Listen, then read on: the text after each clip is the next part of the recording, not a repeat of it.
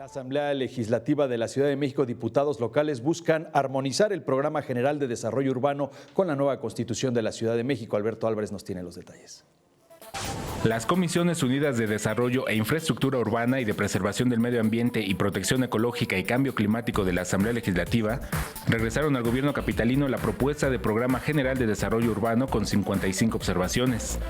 Los diputados señalaron que hay puntos que no están contemplados en el documento y que deben resolverse para estar en armonía con la nueva Constitución local. Considerar que este documento fue integrado y entregado a esta Asamblea Legislativa antes de la publicación de la Constitución Política de la Ciudad de México el día 5 de febrero de 2017, y ahí hay una serie de consideraciones fundamentales para adecuar el documento, principalmente en términos de lo que son facultades de la Asamblea y de lo que son facultades del Congreso de la Ciudad, que será electo este año.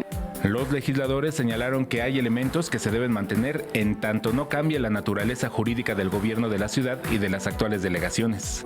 En el documento original que se nos está enviando se habla de que los programas delegacionales y parciales han perdido vigencia.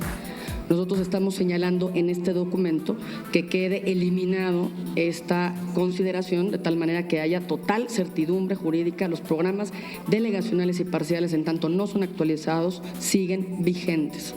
La propuesta lanzada este miércoles es la elaboración de un documento de transición que permita trazar una guía para que el nuevo Congreso de la ciudad pueda elaborar con más detalle el Programa General de Desarrollo Urbano. Con imágenes de Joel Arias, Alberto Álvarez Santana, 21 Noticias.